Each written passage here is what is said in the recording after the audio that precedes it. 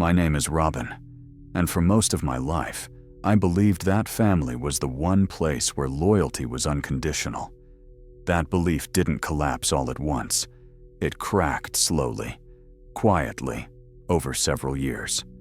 While my father was dying. 4 years before his death, my father was diagnosed with stomach cancer. It wasn't the kind of diagnosis that leaves room for optimism or miracles. From the beginning, the doctors were honest. They talked about time, not recovery. Months turning into years, but always with an expiration date hanging in the air. We all knew how it would end. Despite that, my family tried to live normally. We surrounded my father with care, patience, and love. He went through treatments, then stopped. His strength faded gradually, not dramatically. He wasn't bedridden for years. He was just slowly disappearing in front of us. My father had worked his entire life as a real estate agent. He wasn't flashy or aggressive. He didn't chase luxury. But he was consistent, disciplined, careful. Over decades, he managed to build savings of around $800,000. Not a fortune by billionaire standards, but enough to matter. Enough to change lives. He was a hard-working man, but not a strong one in the emotional sense. He avoided conflict. He hated disappointing people, especially his wife, especially his family. If someone pushed hard enough, he usually gave in, not because he agreed, but because he didn't want tension. That was his weakness. Growing up, I always felt something I could never fully prove, that my parents loved my sister Sarah more than they loved me. Not openly, not cruelly, just subtly. She was praised more, defended more, excused more. If there was a disagreement, the benefit of the doubt usually went to her. I told myself it was in my head. Sarah had a family, a husband, 3 kids, a loud, busy household. I was single, no children, independent. I never asked my parents for money or help. I thought that meant I was doing fine. At some point during my father's illness, he told both of us that he planned to divide everything fairly, between his wife and his children. He didn't talk numbers. He just said the word equal. That was enough for me. I trusted him. As his health declined, my sister and mother became more involved in his daily life. They spent more time alone with him, more conversations behind closed doors. I didn't think much of it at the time. I assumed it was about care, emotions, logistics. I never imagined it was about money. When my father passed away, the grief felt heavy but expected. We had been preparing ourselves for years. There was sadness, but also relief that his suffering was over. The funeral was quiet, respectful. Everything looked normal, until the will was read. I remember sitting there, listening, numb, assuming I already knew what was coming. I wasn't anxious. I wasn't calculating. I trusted the man who raised me. Then I heard the number. $130,000. That was my share. For a moment, I thought there had been a mistake, a misread, a missing page. The total estate was close to $1 million, and somehow, that was what I was getting. I didn't say anything right away. I just sat there, trying to understand how that number fit into anything I had been told, how it aligned with the word equal. It didn't. Sarah received the majority.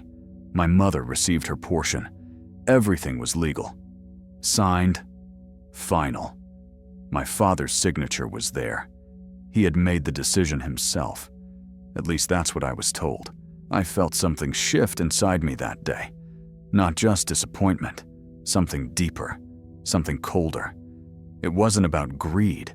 It wasn't about needing the money. It was about trust, about realizing that something important had been decided without me ever knowing the conversation existed.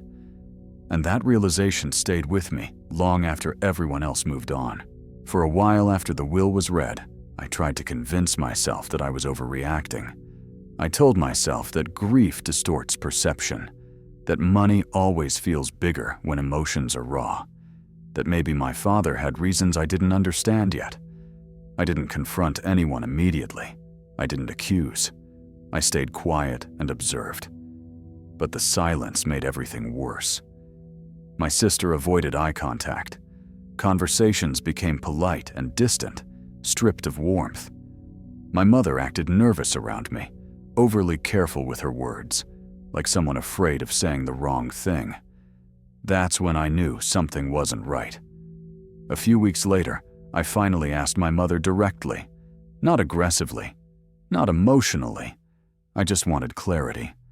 I asked her why the will looked the way it did, why my share was so small compared to the rest. She didn't answer right away. She sighed, looked down, and said she didn't want to hurt me. That sentence told me everything. She admitted that during my father's illness, Sarah had spoken to him privately, more than once. Long conversations, emotional conversations. She told him that I was doing fine on my own, that I didn't have a family to support, that I didn't need as much help as she did. She reminded him that Sarah had 3 children, that money would mean stability, education, security. She framed it as logic, not greed. And my father listened. My mother didn't stop it. She didn't argue against it. She said she understood Sarah's point of view and didn't want to create tension while my father was already suffering. So she stayed silent. When I heard that, something inside me snapped. It wasn't just that they talked to him, it was when they chose to do it. While he was sick, vulnerable, afraid, while he was trying to hold on to peace in his final years, they knew exactly which buttons to press. I felt angry at my sister, deeply, intensely angry. Not because she wanted more money, but because she went behind my back, because she made decisions about my life without including me, because she used our father's condition to tilt the scale in her favor.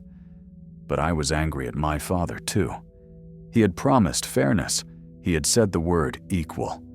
And yet, when pressure came, he folded. He chose the path of least resistance instead of standing by his word. I knew it was his decision. His signature was on the paper. Legally and morally, it was his choice. That didn't make it hurt any less. I confronted my sister after that. She didn't deny it. She didn't apologize either. She said she had done what was best for her children, that she assumed I would understand, that I was strong, independent, capable. "You don't need it like I do," she said. That sentence ended something between us. It told me that, in her mind, my value was measured by my dependency, that because I didn't have kids, my future mattered less, that blood didn't guarantee fairness, only leverage did. I stopped talking to her after that, not dramatically. No shouting, no ultimatums. I just stopped reaching out. And when she noticed, she didn't try very hard to fix it. My relationship with my mother suffered too. Not because she orchestrated it, but because she allowed it. She chose comfort over honesty, silence over fairness. I didn't hate her, but I didn't trust her anymore either. People say money reveals who someone really is. I used to think that was cynical. Now I think it's accurate. The inheritance wasn't just a financial loss. It was a lesson I never wanted to learn, that even the people who raised you can make choices that leave you feeling disposable. I didn't fight the will. I didn't hire lawyers. I didn't contest anything. Not because I couldn't, but because I didn't want to turn my father's death into a legal battlefield. I accepted the money. What I couldn't accept was the lie I had been living in about my family. And that realization followed me everywhere I went. After everything came out, my life became quieter in a way I wasn't prepared for. Not peaceful, just empty. I stopped calling my sister. She stopped calling me. There was no dramatic fallout, no final argument that slammed the door shut. It was worse than that. A slow, mutual withdrawal. Holidays passed with short messages instead of visits. Birthdays were acknowledged with polite texts. We became relatives in name only. With my mother, things were more complicated. She tried to keep contact. She called. She asked how I was doing. She spoke carefully, as if every sentence was stepping around something fragile. I answered her, but I never opened up again. Not really. Something fundamental had shifted. I realized I was filtering everything I said. I didn't trust her with my thoughts anymore. People assume that when inheritance disputes happen, the anger is about money. They imagine greed, resentment, jealousy. What they don't understand is that the real damage is emotional. It's the feeling of being quietly ranked, of discovering where you stood in the family hierarchy without ever being told. I wasn't devastated because I didn't get more money. I was devastated because I learned that my absence of need was used against me. I replayed old memories constantly. Family dinners, holidays, moments where I thought we were equal. I wondered how many of those moments had already been shaped by this unspoken belief that Sarah needed more, that I could manage with less. The money itself sat untouched in my account for months. $130,000. Enough to do something meaningful with, but not enough to change my life completely. Every time I looked at the number, I felt conflicted. It wasn't blood money, but it didn't feel clean either. It was a reminder. I went through a period where I avoided people. Friends noticed I was distant. Conversations felt shallow. I didn't want advice. I didn't want sympathy. I just wanted time to understand how something so fundamental could collapse without warning. I asked myself difficult questions. Had I been naive? Had I mistaken politeness for loyalty? Had I assumed fairness where none was ever promised? The hardest part was reconciling my anger toward my father with my grief. I loved him. I still do. I know he was weak, not malicious. I know he wanted peace in his final years and chose the easiest path. But knowing that doesn't erase the feeling of being quietly sacrificed for convenience. He didn't mean to hurt me, but he did. At some point, I realized I needed to do something with the money. Letting it sit there felt like allowing it to define me, like letting their decision linger in my life longer than it deserved. Fishing had always been my escape. When things got loud in my head, water quieted it. The rhythm, the patience, the solitude. I started looking at boats. Nothing extravagant, just something solid. Something I could rely on. I bought a used boat in good condition. Nothing fancy. Just honest and functional. Then I bought a pickup truck to haul it. Again, nothing new or luxurious, just reliable. Some people would say I wasted the money. I don't see it that way. The boat gave me space. The water gave me silence. Fishing didn't judge me. It didn't rank me. It didn't remind me of what I lacked or what others thought I deserved. Out there, none of that mattered. I spent long hours alone, thinking about family, trust, and the strange way love can coexist with betrayal. I didn't feel healed, but I felt grounded. Still, even with distance and time, the bitterness never fully disappeared. I wasn't angry every day, but I was different, more guarded, less trusting, less willing to assume good intentions. What happened didn't turn me into a bitter man, but it stripped away an innocence I didn't realize I still had.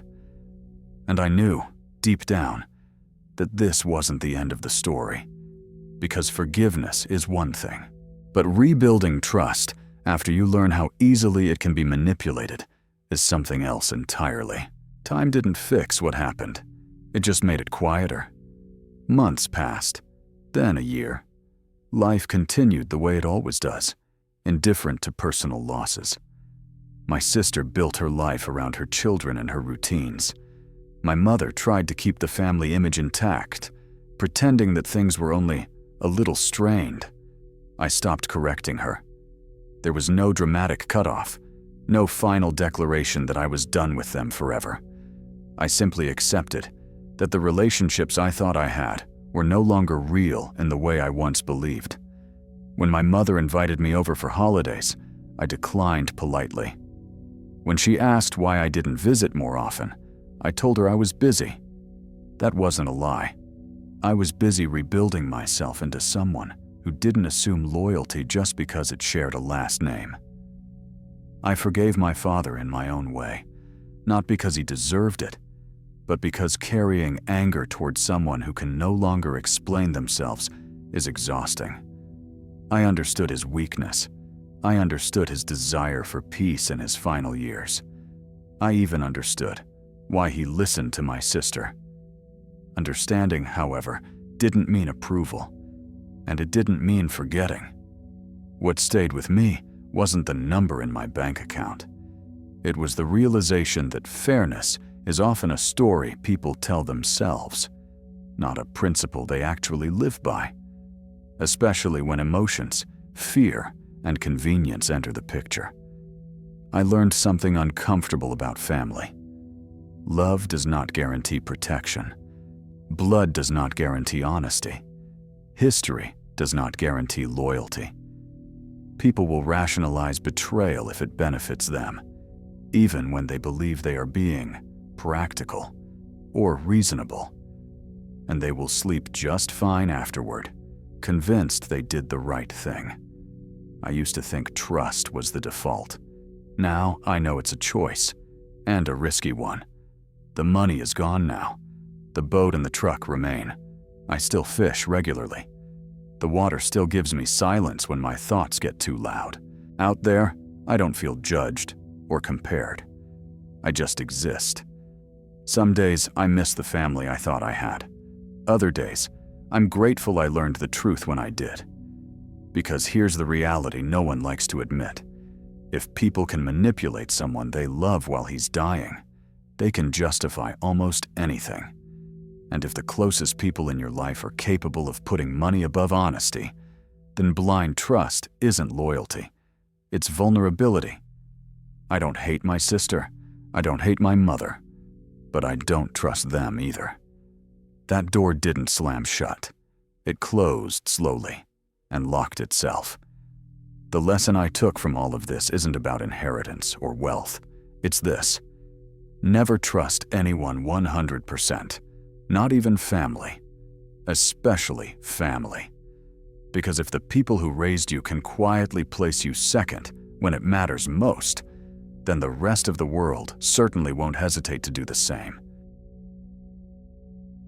If you're enjoying this story, consider subscribing and leaving a like. It really helps the channel grow.